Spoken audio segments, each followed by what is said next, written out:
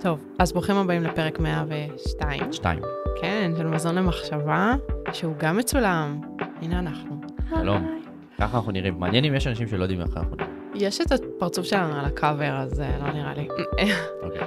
טוב, היום אנחנו הולכים לדבר על נושא שעשיתי בו ריל, והיה לי כל כך קשה כאילו לאגד את הריל, לסגור את ה... זאת אומרת, למקד את זה, לעשות את זה קצר, שייכנס באינסטגרם, שאמרתי, זה נושא מעולה לפודקאסט. ואיך זה עלה? טוב, נציג את הנושא, אני מברברת עד ש... אז הנושא הוא... הפורמט הוא ברבורים. כן. אבל אני כבן אדם... את לא צריכה לרכז את זה עכשיו ל-30 שניות. הפורמט שלי כבן אדם זה בלי ברבורים. אז הנושא הוא ההבדל בין חוק לעיקרון. חוקים ועקרונות בעולם התזונה. והגעתי לזה מתוך העובדה שאיך אני עובדת בקליניקה, מטופלים מקבלים כלים. בסדר? אנחנו עושים ניתוח של תחושות, רגשות, רואים מה עולה בכל פגישה, ואז בחלק האחרון של הפגישה בעצם יש את הכלים שהם מקבלים. אוקיי. עכשיו, כשאני נותנת כלי, הרבה פעמים מטופלים אחרי זה, נגיד בפגישה אחרי זה, אומרים לי, נכון החוקים שאמרת, ואני כזה, לא, זה לא חוקים, לא. וכל הזמן, גם אני לפעמים שוגה בזה ואומרת חוקים.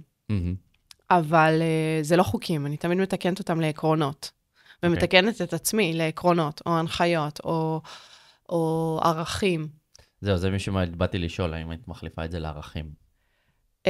ערך זה כאילו, נדבר על זה, אתה יודע מה, נרחיב על זה קצת.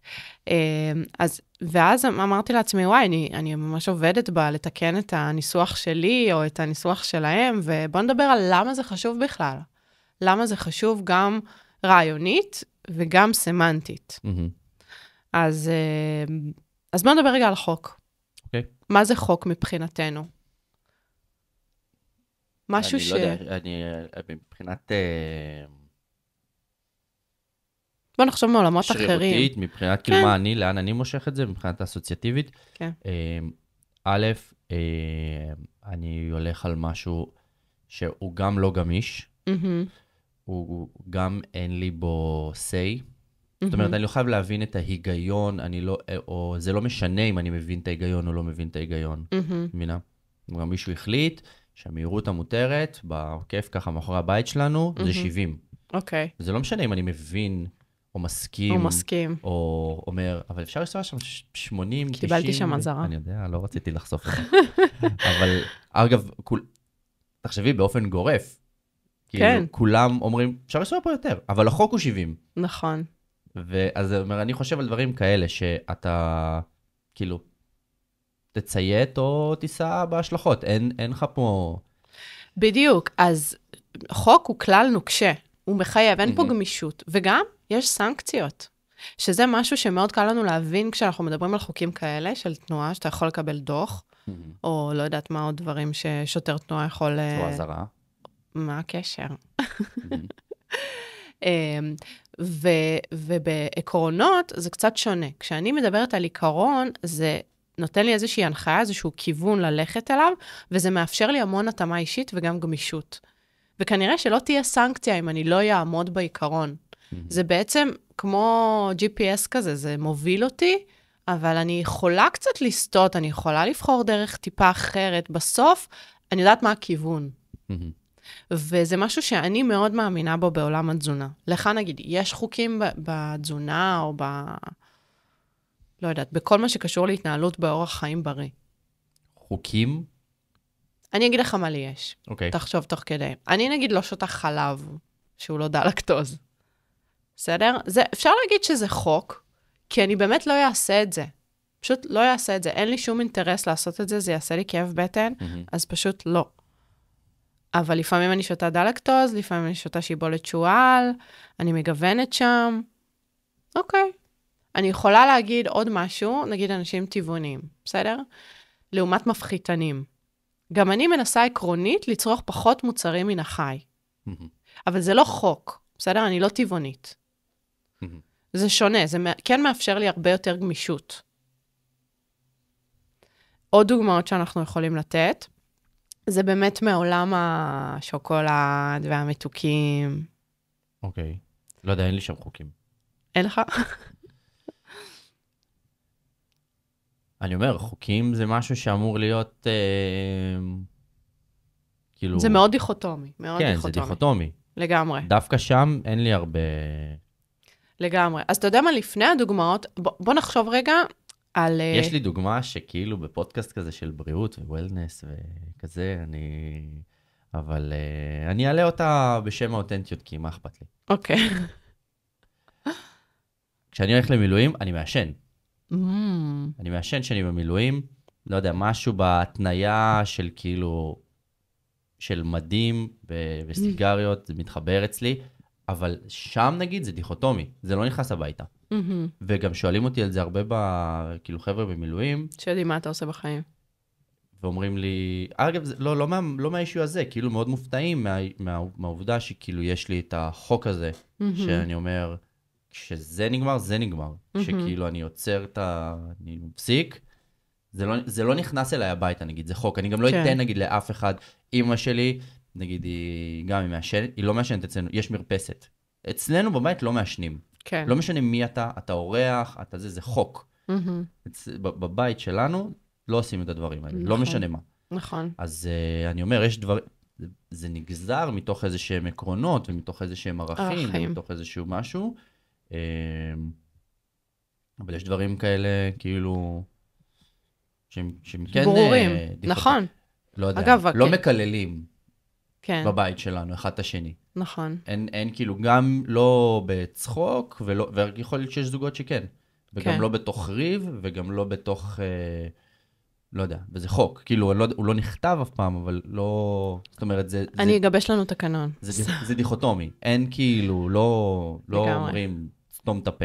מעניין, אגב, סתם סייד נוט, בתור קצינת קישור, זה קטע מאוד מאוד נפוץ, שאנשים שלא מעשנים, הם מעשנים במילואים. ואני רק אומרת את זה לכל המילואימניקים, שזה כאילו, עדיף שלא, אבל הכל טוב. ופשוט... מותר לכם הכל. מותר לכם, מה שאתם רוצים, מה שאתם רוצים. לא, אבל כאילו, לעשות את המעבר הזה ולהבין שאוקיי, בבית אני לא מעשן, זה אפשרי, זה כאילו, זה לא שאתה... גם העניין הזה של החוק, של אם מישהו עכשיו אומר, אני לא מעשן, והוא הלך לשירות מילואים והוא ישן שם, ועכשיו אומר, אוי ובוי, כאילו, זהו, אין דרך חזרה, אז יש דרך חזרה. בסדר? אז אפשר לחזור ללא לעשן. אני לא יודע אם נגיע לזה, כאילו, לא לעשות ספוילרים, אבל כאילו יש עניין של זהות, של מי אני. נכון. זאת אומרת, יש עניין של, כאילו, של זהות, ובזהות שלי, אני לא מעשן. אם מישהו ישאל אותי, תגיד, אתה מעשן? לא. נכון, זה גם נקודה ממש חשובה. אני לא מעשן, אני לא בן אדם שמעשן. אבל אומרים לי, אבל עכשיו 50 יום אתה ישנת כמו קטר, היית עכשיו אוקיי, סבבה. אני כאילו, הזהות שלי היא כאילו, אני נון סמוקר, ושם עישנתי, ואני חוזר אז אני כאילו, זה באיזשהו מקום, אז זה זוכר את זה מאטומיק האביטס, כן. שכאילו ההשרשה הכי עמוקה של הרגל הוא זהות. נכון, לגמרי. אבל למה אנשים מאוד מאוד מחפשים חוקים בעולם התזונה? מה דעתך? אני רואה את זה כל הזמן, וגם מחפשים את זה ממני, אפילו שבאים אליי כי מכירים את הגישה, ועדיין מחפשים, מאוד מחפשים חוק. אני חושב שאנשים, לא יודע, אולי זה, א', יכול להיות שזה מגיע איזשהו רצון לשחרר כאילו את קבלת החלטות. לא להיות עצמאי בעצם. לתת את הכוח הזה למישהו אחר, וואו, לגמרי, זו נקודה ממש חשובה. ואני חושב שזה כלי שלא צריך לבטל אותו מיד. זה לא כלי שצריך באופן אוטומטי להגיד, לא. אצלנו לדוגמה בקרוספיט, ככלל, אין לך say. יש לך say נגיד מתי אתה בא. אבל אתה בא היום, זה מה שעושים היום. כן. אין say, אתה לא תתחיל עכשיו להגיד, וואי, אולי עדיף לי היה לעשות סקווטי, אולי עדיף לך היה לעשות סקווטי. זה מה שעושים פה היום, ומהמקום הזה, נגיד, להרבה אנשים, זה דווקא כן נותן איזשהו יתרון. זאת אומרת, הם כן אומרים, וואי, איזה מדהים זה, אני לא מתעסק בכלל. אני לא מתעסק בלהחליט מה אני עושה. הבעיה היא שעם משהו כמו תזונה, זה משהו שלא עוצר, אתה לא מפסיק, כאילו, אתה צריך לאכול, זה שאתה בא לשעתיים, 3, 4 בשבוע, כן? שזה ממש מעט באחוזים, לא יודע כמה שעות יש בשבוע, אבל זה ממש מעט באחוזים, אז אתה אומר, יש לי את המקום הזה שאני הולך לשם, זה גם, אגב, מנותק כאילו, פיזית אתה מגיע למקום אחר. נכון. למעט זמן, שקורה שם משהו שאתה לא מקבל בו החלטות. כן. הבעיה עם תזונה, שאתה צריך לעשות את זה כל הזמן. אתה צריך לבד. כל שעות העירות שלך, כן? להתעסק בזה. במודע או לא במודע, ביותר או בפחות, להתעסק בזה. נכון. אתה נהיה רעב, אתה לא רעב, אתה אוכל עכשיו, אתה אוכל אחר כך.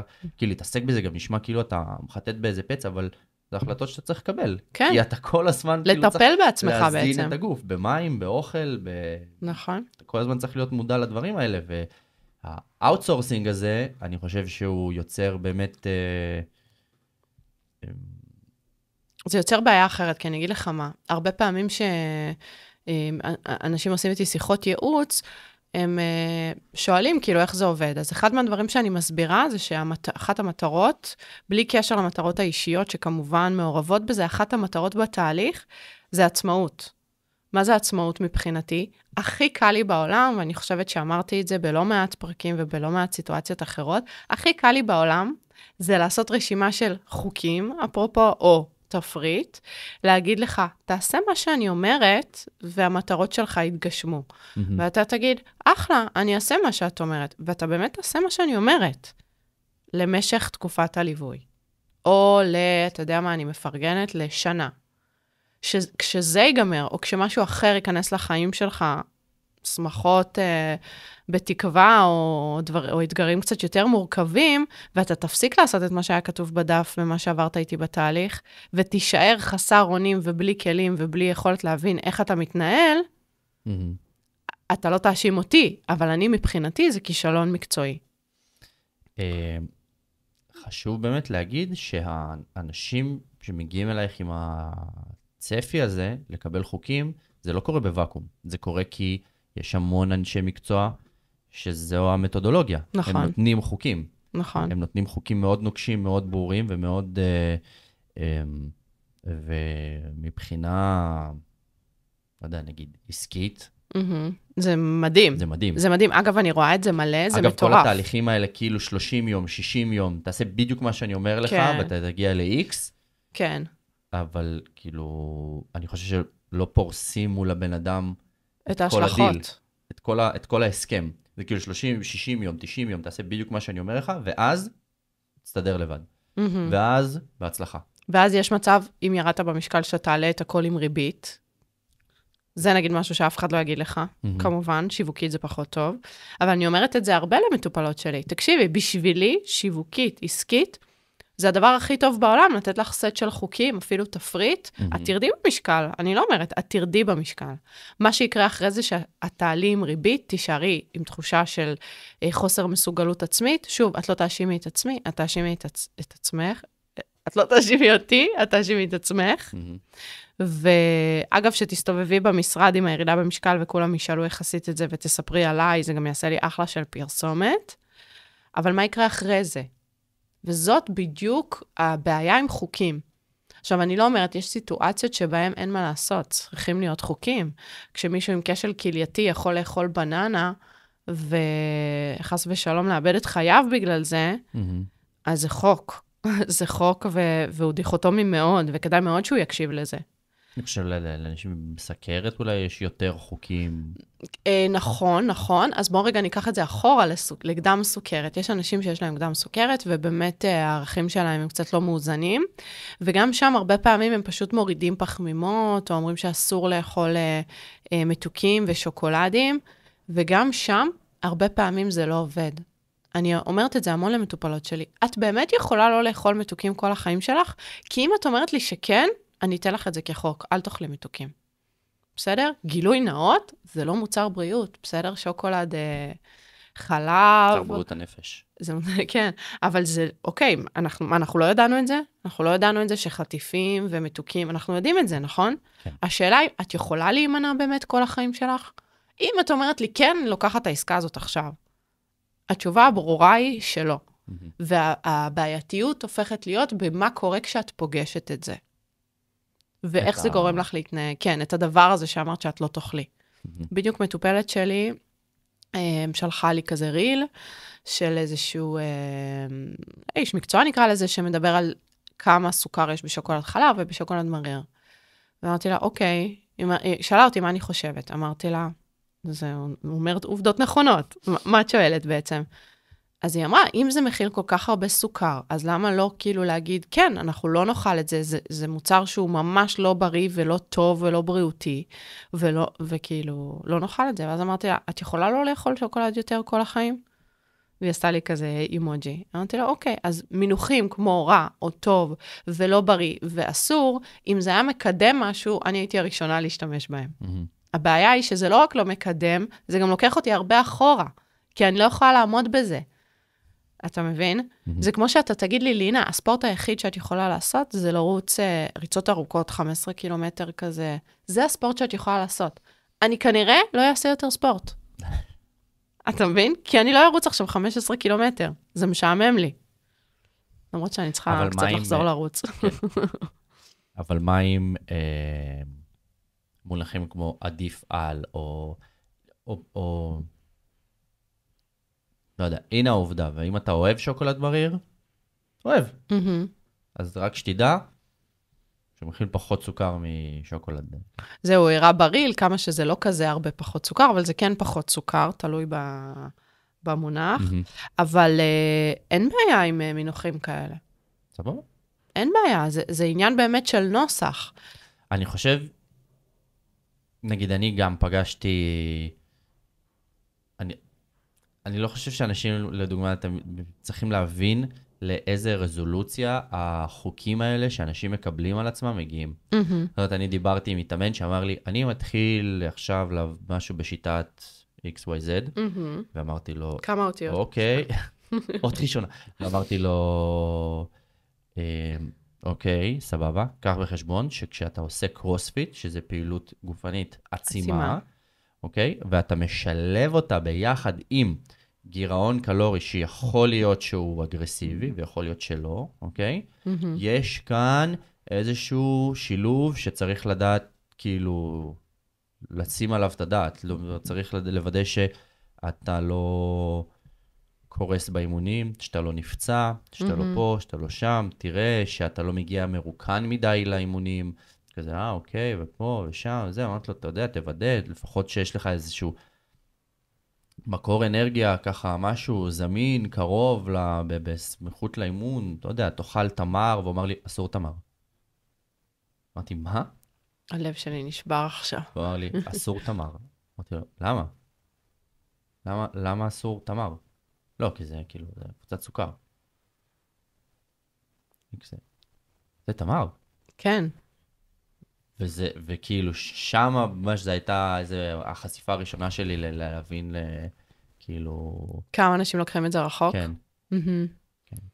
אז בוא רגע, כמובן אני רוצה לקפוץ לפרקטיקה, כן? אוקיי. אז אם צריך באמת לחשוב, האם זה משהו שיחזיק לאורך זמן? לאורך זמן זה לא שנה מבחינתי. אם אנחנו 80-90 שנה של תוחלת חיים, אז לאורך זמן מבחינתי זה כל החיים, או מה שנשאר לנו לחיות. חצי שנה או שנה, שלאחריה תבוא התנהלות תזונתית ממש לא מטיבה, זה לא מקדם אותנו. בשביל מה עשיתי את השנה הזאת? בשביל להיזכר בתמונות של משהו לא ריאלי שהייתי? שזה לא מתאים לי בכלל? אז דווקא צריך לזכור שלפעמים חוקים יוצרים מעגל של תסכול. של דווקא יותר מה שקוראים לו אכילה רגשית. כאילו, אכילה, שאתם יודעים מה אני חושבת על זה, כן? שהאכילה היא רגשית, אבל הכוונה היא לאכילה שהיא פחות מטיבה ופחות מתייחסת לדברים היותר פיזיולוגיים שאני מרגישה. לעומת זאת, אם אני פועלת לפי עקרונות, ואני באמת מגבשת עקרונות שאני מאמינה בהם, שהם לפי איזה שהם ערכים פנימיים שלי, כמו שאמרת, לפי הזהות שלי, אז זה יכול מאוד לעזור לי להצליח להתמיד בזה לאורך זמן. לדוגמה, יש לי מטופלת שהתקשתה עם לעשות פעילות גופנית, למרות שהיא הייתה פעם מאמנת כושר, ולמרות שהיא הייתה פעם מתאמנת המון, אגב, המון בצורה קיצונית, ופה הגענו לצד השני, ואמרתי לה, תקשיבי לי טוב, את תתאמני, בסדר? את בן אדם שמתאמן. כן. את בן אדם שאוהב ספורט, את תתאמני. זה שזה לא יצא השבוע, זה לא אומר כלום. את בן אדם שאוהב ספורט, מבין את החשיבות, זה אפילו היה המקצוע שלך, את תתאמני. בסדר? תשמעי את המילים האלה ותכניסי אותם טוב, טוב, טוב לראש. כי היא בזהות שלה, עכשיו היא אדם שלא יתאמן שנה או שנתיים, היא כאילו איבדה את החלק הזה בזהות שלה, היא לא מאמינה לזה יותר.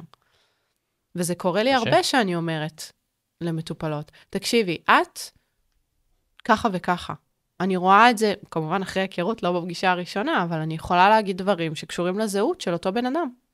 וזה מאוד מאוד חשוב ומאוד עוזר לגבש עקרונות סביב באמת התנהלות תזונתית והתנהלות בריאותית גם בהקשר לפעילות גופנית.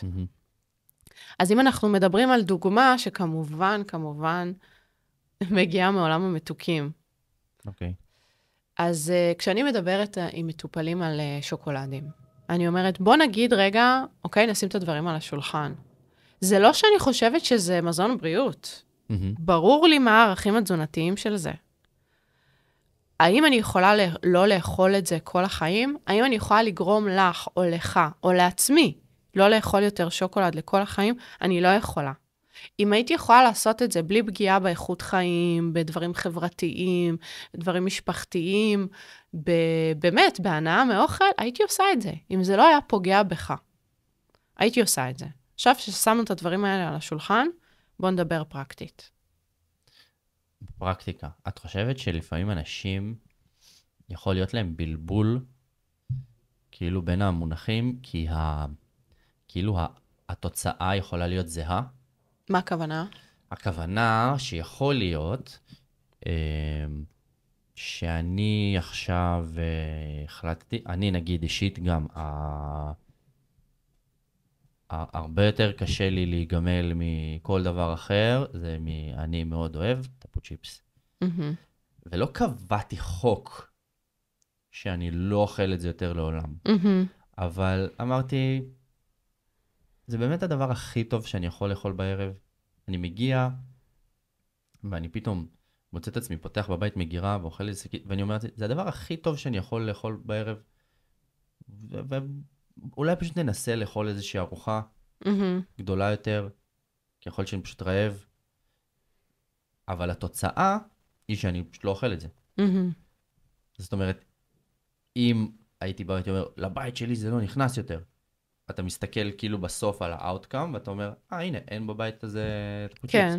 ומהצד השני אתה אומר, אני הייתי בוחן ורואה האם זה זה, אז כאילו... אבל אם ביום שישי... על הסרפס לבל זה נראה אותו דבר. כן. זה נראה כאילו קורה אותו דבר. אבל אם ביום שישי, נחזור מההורים שלי מארוחת שישי, ותתחשק לך שקית טפוצ'יפס.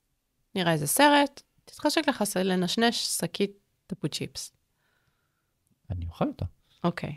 אתה מבין שאם זה היה חוק, והיית אוכל את השקית הזאת ביום שישי, שממש ממש רצית, והלכת וקנית בקיוסק, בטיול עם הכלב, והיית מרגיש כישלון, נכון? כי אם זה היה חוק, לא פעלת לפי החוק, א', אתה מרגיש כישלון, וב', כאילו, בגלל הקישור לדבר הדיכוטומי הזה של חוק וסנקציות, אז כאילו אני צריך עונש גם.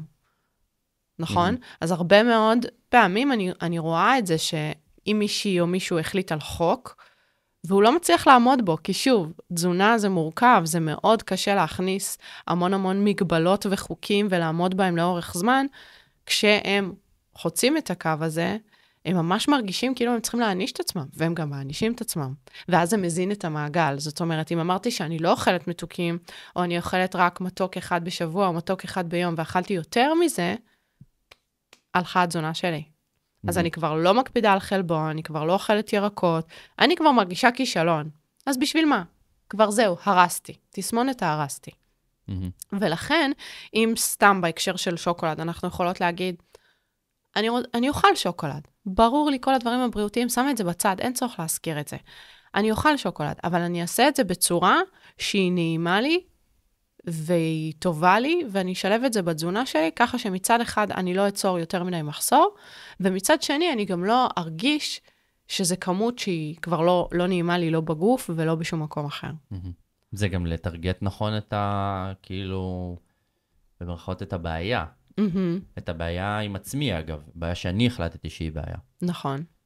זאת אומרת, זה לא הבעיה שמישהו יגדיר לי שזה. אני עכשיו, ויכול להיות שהאופן שבו אני אוכל את זה, או נגיד לי עם הטפוצ'יפ ספציפית, נגיד זה מה שהפריע לי.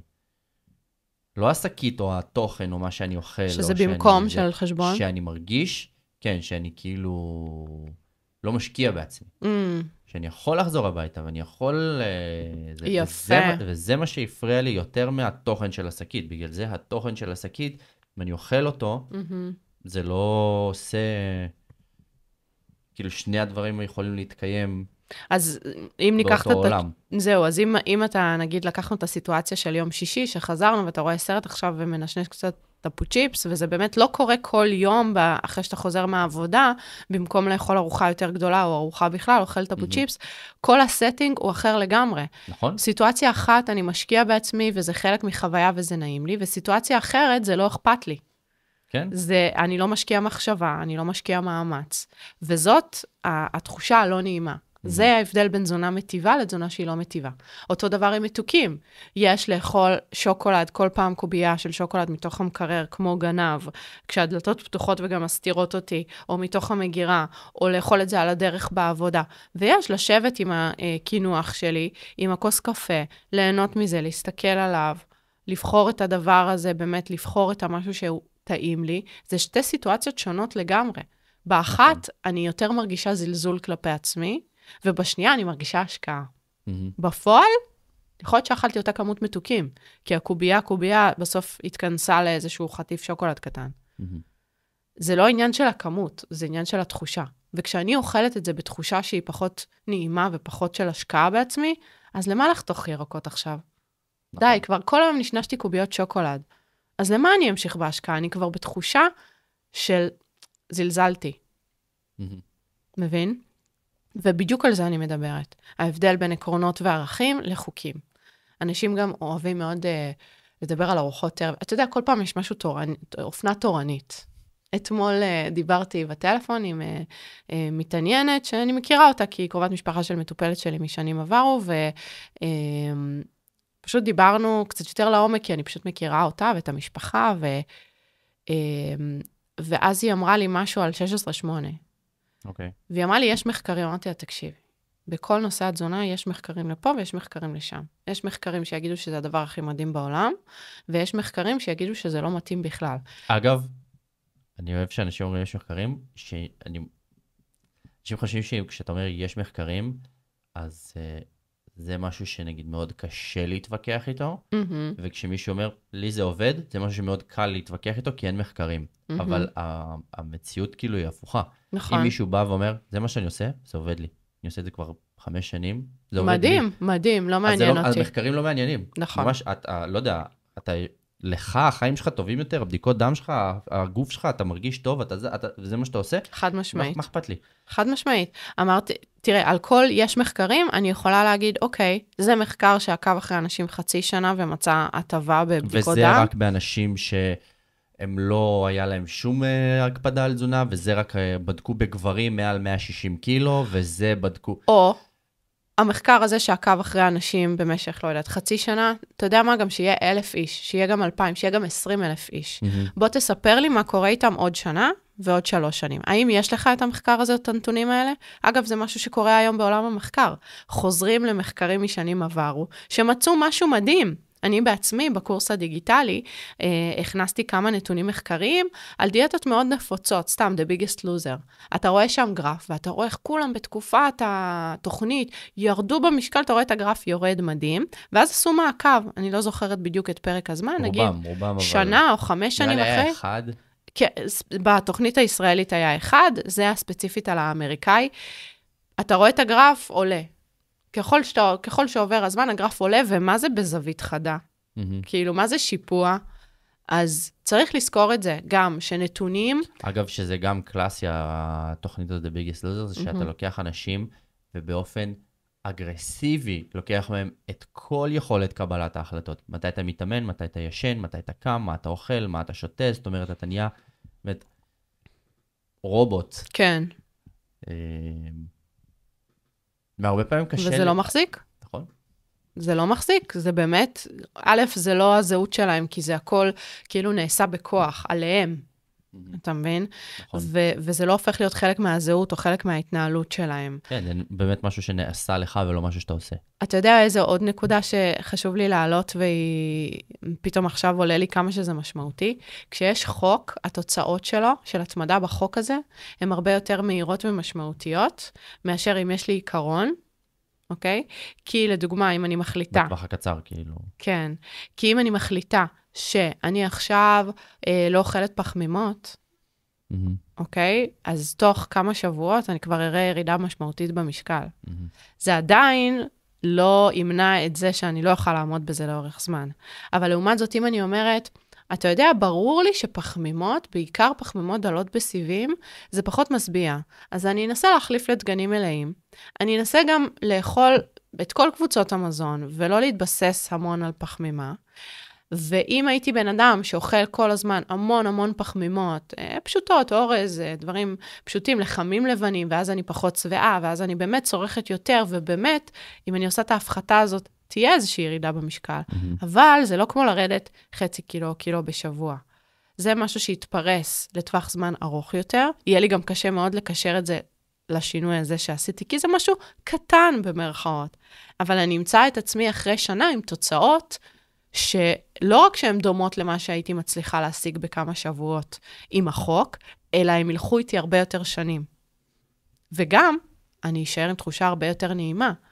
כי גם אם אכלתי עכשיו פיתה, כן? אני אוכלת תמיד לחמי מחמצת, ואני משתדלת לבשל ולאכול דגנים מלאים. זה לא אומר שאני לא אוכלת אורז מדי פעם. וזה לא אומר, כן. וזה לא אומר שלא בא לי לפעמים ספציפית הטוסט עם הפיתה. אגב, גם עם הבת שלנו. אני מנסה שהיא תאכל גם את הלחמי מחמצת שלי. אבל יש לנו כמובן פיתות, לא יודעת למה, סתם. זה טעים יותר. יש לנו פיתות, לא, הלחמי מחמצת ממש טובים. לא ממומן. השפיעו והשפיעו. אז לפעמים היא אומרת, לפעמים אני פשוט מגישה את הלחם מחמצת, ולפעמים היא אומרת לי, אמא, אני רוצה מסיבת אגוזים בפיתה, כאילו, אתה ממרח מסיבת אגוזים, לא, סתם, מומלץ מאוד, בפיתה. כאילו, היא תהיה ספציפית עם הרצון שלה, ואני לא עושה מזה עניין, אני לא אומרת לה, אסור פיתה, או אנחנו אוכלים בבית הזה רק לחמי מחמצת ודגנים מלאים. זה מוריד לה את הלחץ, וזה כן גורם לה לאכול יותר לחמי מחמצת. מבין? אז זה גם נקודה שמאוד חשוב לי להבהיר, שהכאב הגדול בשינוי ההדרגתי, זה מאוד מתקשר לעקרונות לעומת חוקים. ובגלל זה אנשים מאוד נמשכים לחוקים. הנה, הוא עושה את התוכנית הזאת, שהיא מפוצצת חוקים ואסור לאכול תמר, ותראה איך הוא ירד במשקל. אתה רואה את זה כאילו ככה. יש לאנשים גם איזשהו צפי של, כאילו של אופן התהליך, או של אופן התהליך שהם רוצים לעבור, או התהליך שהם מצפים לעבור. אני חושב שיש גם בחוקים המאוד נוקשים האלה, זה כאילו נותן לך כמו גאוות יחידה כזאת, אתה נושא את זה על החזה. אתה שייך לקבוצה. אני לא אכלתי תמר מ-2014, אתה כאילו, אתה גם באמת שייך לתוך איזושהי קבוצה, שאולי שמה זה וואו, זה ווסח כזה, יש לזה איזשהו משקל, ואנשים גם, הרבה פעמים, יש איזשהו דיסוננס, זאת אומרת, הבעיה או מה שאתה מנסה לפתור, זה משהו שנגיד שקרה על גבי 20 שנה, אוקיי? האופן שבו אתה אוכל, האופן שבו אתה מתייחס לאוכל, אבל אתה רוצה שהשינוי למשהו שיצרת במשך 20 שנה, הוא יהיה ב10 ימים. כן. ואז אתה אומר, איך אני הופך את זה לאגרסיבי, ואיך אני הופך את זה יש לנו פודקאסט ממש ישן שעשינו בקרוספיט, שאני אומר, כולם רוצים לשמוע 30 יום, אף אחד לא רוצה לשמוע 2-3 שנים. 3 עד 4 שנים, כאילו. אף אחד לא רוצה, זה כאילו מסר שיווקי ממש של כאילו, מה, לא רוצה. זאת אומרת, אנחנו נעשה שינויים קטנים, שאתה תוכל להחזיק אותם על גבי שנים. כן. כן? אז כאילו... פחות מושך. אל מול, בוא תקבל בדיוק את מה שאתה רוצה, תוך 30 יום. כן. אם, אגב, יש סרט קלט כזה צדדי על בן אדם שמוצא משקפיים, שכשהוא שם את המשקפיים, אז הוא כאילו, זה משקפי אמת. ואז נגיד, במקום הפרסומת, הוא פשוט רואה בשורה אחת שחור על גבי לבן, כאילו מה נאמר לך שם. אז כאילו, אני חושב אם היה איזה משהו מקביל לזה, להבטחות לתהליכים של 30 יום, זה כאילו, בוא תיתן לי את הכסף, אני אתן לך את הערך של הכסף הזה על ה-30 ימים הקרובים, כן? ואחרי זה תחזור לאיפה שהיית, שכאילו... ותשלם הרבה יותר, המחיר יהיה כבד. כן, ואז תלך כאילו, אחורה. בדיוק לנקודת ההתחלה, ויאללה ביי. אפילו מתחת. כאילו זה הדיל. לגמרי. לגמרי. אז עוד נקודות שכדאי להתייחס אליהן בנושא הזה, לפני שאנחנו מגבשים לעצמנו את החוקים, זאת אומרת, נקודות עזרה, מה שנקרא, מנגנוני אסור ומותר, הם בדרך כלל מובילים לתחושת חטאתי ולרגשות אשם. כל הדברים האלה מובילים לאיזשהו מעגל של אכילה לא מטיבה, תחושה של התקפי אכילה, המון מתח נפשי. גם אם עברת על חוק, אין, כאילו, בגדול, אין באמצע. פשוט עברת על החוק, כן. שלא על חוקים שיש לנו בעולם הזה. לגמרי. זה לא יודע, הלכת, עברת, נשפטת, אתה עברת על החוק. לגמרי. אז מה כן לקחת בחשבון ואיך לבנות עקרונות בריאים ומטיבים? להתמקד יותר בתחושות מאשר בכללים החיצוניים. זאת אומרת, אם מישהי אומרת לי, אני עושה 16-8, למה? מה קורה בדיוק אחרי השעה סתם, אם את אוכלת עד השעה 4? מה קורה אחרי 4? איך זה גורם לך להרגיש? את מעדיפה לאכול פחות בערב? סבבה, אין בעיה. זה מרגיש לך טוב לאכול פחות בערב? האם זה משנה אם זה ב-4 או ב-5? כשאת הולכת לישון ב-10? האם זה דרמטי אם את אוכלת ב-5 ודקה? לא, כנראה שלא. את בן אדם שיותר טוב לו לאכול פחות בערב, אני איתך. אחלה. אבל אני רוצה שתרגישי בנוח לאכול ב-5 או ב-6. בסדר? אם את צריכה, ואת יודעת מה? גם ב-7 וב-8. ולא קרה שום דבר, למרות שאת אומרת לי שלך מתאים לאכול עד השעה 6, לצורך העניין. גם שאלה שהייתי מוסיף לעצמי, כן? זה הייתי מכניס את עצמי לסיטואציות בראש שהחוק הזה לא עובד. ושואל את עצמי, האם הייתי יודע מה לעשות? האם הייתי יודע אם הייתה יום הולדת לאמא שלי במסעדה ב7 בערב? האם אני יודע מה לעשות עכשיו? אני עושה 16-8, מה אני עושה? אגב, יכול להיות שבן אדם אומר, בטח יש לי פתרון, אני מושך את זה קצת מפה, אני דוחף את זה קצת משם, יכול להיות. אבל אם הייתי מציב לעצמי עכשיו חוקים מאוד נוקשים, אוקיי? אז הייתי מנסה כאילו להפר אותם בראש. יפה. ולראות האם זה עובד לי. לעשות מקרים ותגובות. יכול להיות שכן, יכול להיות שלא, אבל כאילו, אני אומר, כאילו, לא יודע. מה יקרה? אסור תמר. אני רעב, בטירוף, בא מישהו, אומר, קח תמר. רוצה תמר? אני אגיד לעצמי, כאילו, לא, בוא נח... כאילו, האם יש נקודה שבה אני, מבינה? כן. אגב, זה, עצם העובדה שזה נשמע מגוחך, כבר אמור להדליק איזושהי נורה לגמרי. של, כאילו, כן? נכון. אני רוצה קצת לסכם. סכמי? קודם כל, יש משפט שאני מאוד מאוד אוהבת, של לחשוב על איך הרגשתי במקום מה אכלתי. בסדר? אוקיי. עזבו מה אכלתם, איך הרגשתם. תוך כדי, אחרי? תמיד. אוקיי. כשעולות המחשבות, כי בדיוק דיברנו על השוקולד מתוך המקרר, לעומת השוקולד עם הקפה, זה בדיוק זה. זה אותו השוקולד. אני תמיד נותנת את הדוגמה במסעדה, שאני יושבת במסעדה, ונורא מתחשק לי סלט, ואני אומרת לעצמי, נו, מה, אני אזמין סלט עכשיו במסעדה? ואני מזמינה פסטה, רק כי אני במסעדה. ולא רציתי בכלל את הפסטה הזאת, זה לא יהיה לי מענה. לעומת זאת, אם אני רוצה נורא את הפסטה, ומזמינה סלט, כי זה כביכול פחות קלוריות, אני גם לא נהנית. אז בשני המקרים זה לא חשוב שאכלתי פעם פסטה ופעם סלט, זה לא התאים לאותו המקרה. אז לא מה אכלתי, אלא איך הרגשתי, אוקיי? זה קודם כל. וגם לזכור, ממש להכניס את זה ולהפנים את זה, שחוקים נוקשים יגרמו לנו לתחושת מרד. תזונה מטיבה זה לא כלא, זה חופש. זה בדיוק הפוך מכלא. זה חופש. וכדי לאכול בצורה חופשית, אני צריכה לאכול בהנאה וגם בהקשבה. אז זה בסדר להגיד, זה לא מרגיש לי טוב, זה לא נעים לי. הפתרון לזה זה לא חוק, אלא עיקרון. סיכמתי טוב? כן. רוצה להוסיף משהו? לא יודע, אני יכול להמשיך לנצח. כן? אוקיי. אני רק אגיד שאנחנו נשמח לשמוע אם בא לכם לשלוח לנו הודעות, בעיקר לאינסטגרם שלי, אם יש חוקים שבעבר אימצתם בגלל שהתחברתם לרעיון, והיום הפכתם את זה יותר לעיקרון, והרבה יותר קל לכם להתמיד. אם קרה לכם דבר כזה, אם הפכתם את זה למשהו יותר גמיש ומטיב, נשמח לשמוע, נשמח שתדרגו אותנו. נכון? לא אמרנו את זה מזמן. תעזרו לנו לגדול, חזרנו קצת לעניינים, אז... בכל הכוח, מה זה קצת? חזרנו. זה אולפן. כן. יש פה אורות, תאורה. יש פה 1, 2, 3, 4, 5, 6, יש פה 6 מנורות. 6 מנורות כדי להעצים את כמה שאני חיוורת ולבנה. יש פה את זה. וואו, מדהים. אז תודה רבה. תודה רבה. נתראה.